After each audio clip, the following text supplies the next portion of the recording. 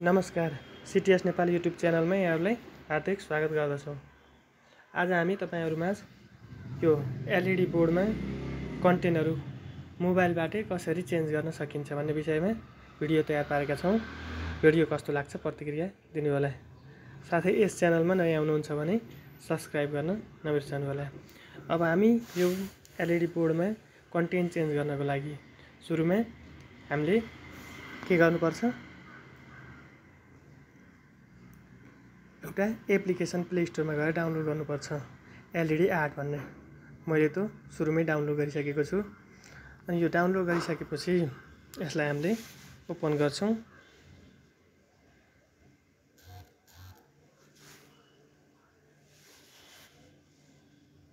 यो ओपन गरिसकेपछि यहाँ पहिला कन्टेन्ट रेडी छ, यसलाई मैले डिलिट गरेँ।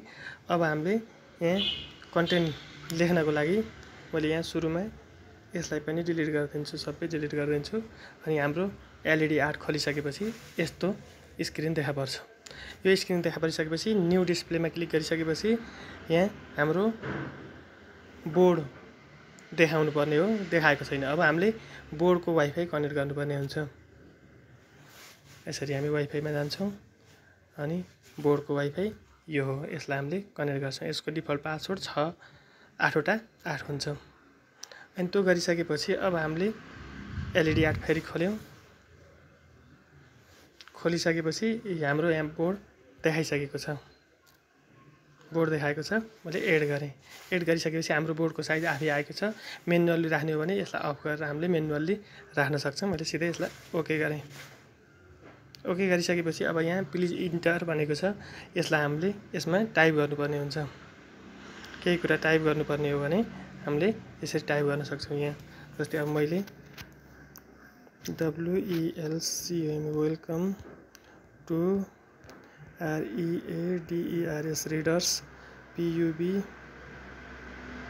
LIC public HIGH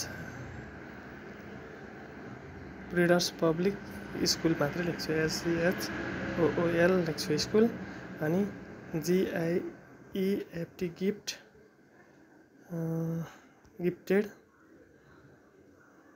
gift by भनेर मैले के लेख्छु,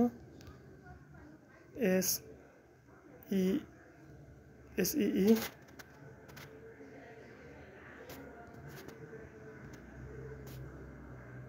BATCH ब्याच हजुर 2081 गराएर अनि गर्छु। ल मैले हेरिदिन्छु। अनि त्यसपछि यो गरिसकेपछि टाइम राख्नको अब हामीले यसमा इफेक्टहरू चेन्ज गर्नको लागि स्ट्याटिक र कन्टिन्युअस मुभ लेफ्ट गराउनु पर्ने हुन्छ। अनि मुभ लेफ्ट छ। अब यो बोर्डको हाम्रो स्पिड अलिकति बढी भयो भने हामीले स्पिड कम गर्नुपर्ने हुन्छ। यहाँबाट हामीले 30 मा राख्यौँ भने हाम्रो स्पिडहरू ठिक्क हुन्छ।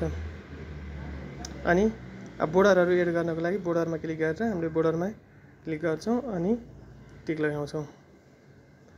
अब यति गरिसकेपछि हाम्रो कन्टेन्ट रेडी हुन्छ। अनि त्यसपछि अब हामीले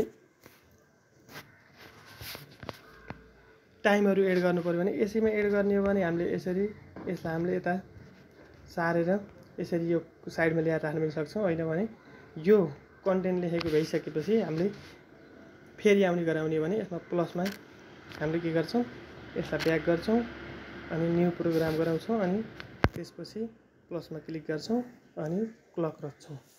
अनि त्यसपछि अब यहाँ हामीले मन्डे राख्ने हो कि यो नो डिस्प्ले गराउने हो कि के गराउने हो आवश्यकता अनुसार गराउन सक्छौँ। अनि त्यसपछि यसमा पनि हामीले बोर्डर राख्छौँ, आवश्यकता अनुसार बोर्डर राख्छौँ। अनि यति गरिसकेपछि अब हामीले सेन्ड गऱ्यौँ भने ब्याक गरेर टिक लगाएर सेन्ड गऱ्यौँ भने हाम्रो बोर्डमा हामीले लेखेको कन्टेन्टहरू जान्छ।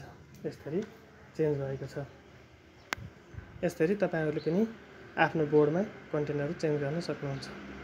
हस् त, धन्यवाद। भिडियो कस्तो लाग्छ प्रतिक्रिया दिनु होला।